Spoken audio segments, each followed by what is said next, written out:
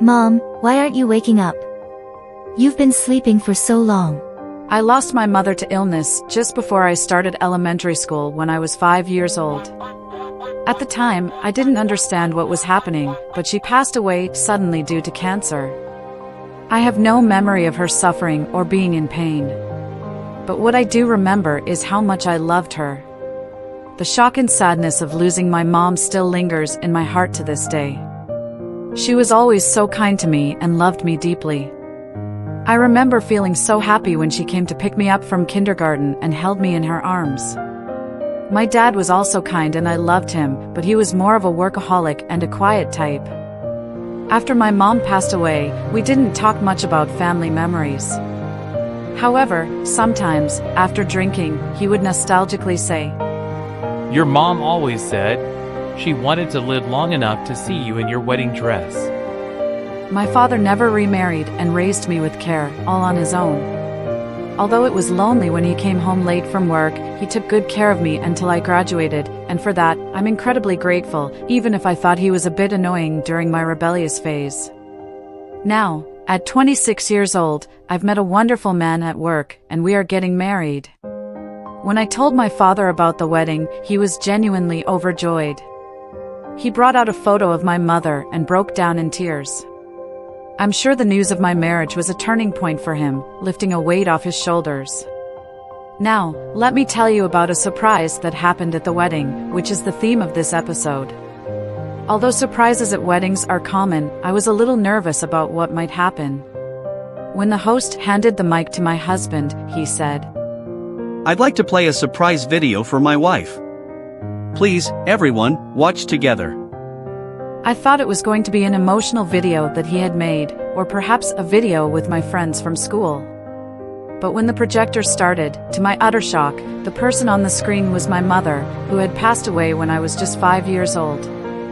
At that moment, my mind went blank. What? How? As I stood there in disbelief, my husband and the mother in the video both began to speak with gentle smiles.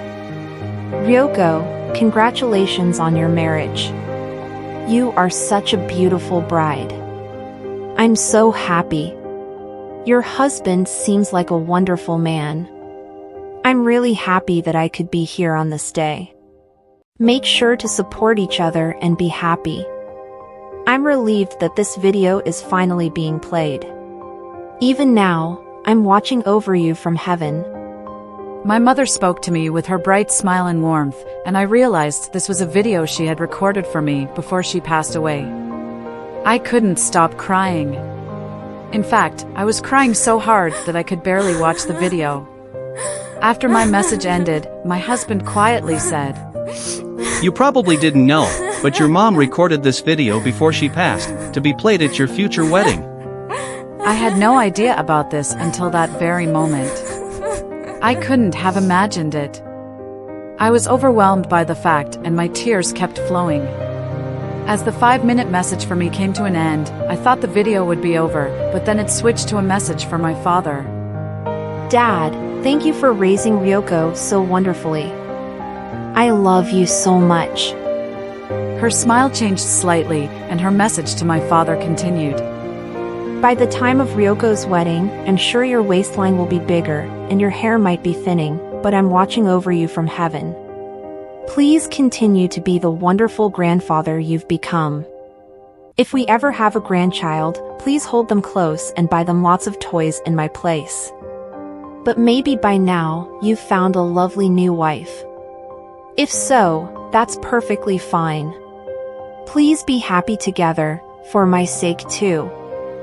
At the end, my mother waved shyly before the video ended. After the video letter ended, the venue was completely silent. Many guests were wiping their eyes, shaking with emotion. I was crying so much that it was almost embarrassing.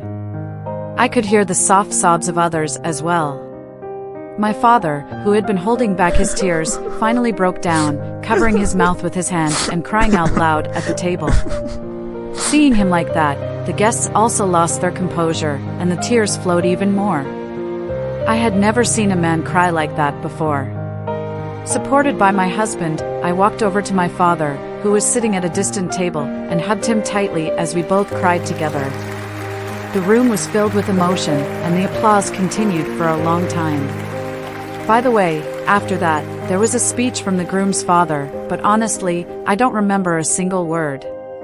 My mind was still overwhelmed by the video of my mother, and I couldn't take in anything else. It wasn't until I was saying goodbye to the guests that my mind finally started working again.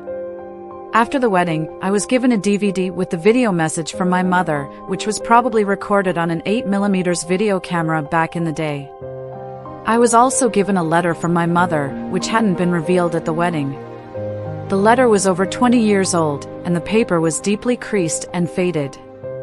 My father had kept it in a drawer at home.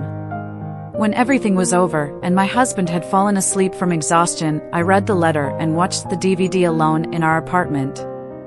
That night, I drank Sapporo's Yabasa beer, which was my mother's favorite, and cried more than I ever have in my life. I wasn't used to drinking good beer back then, but even now, I can't forget the taste of the tears mixed with the refined bitterness of the hops in Yabasa beer. Mom, I know you're toasting with me from heaven.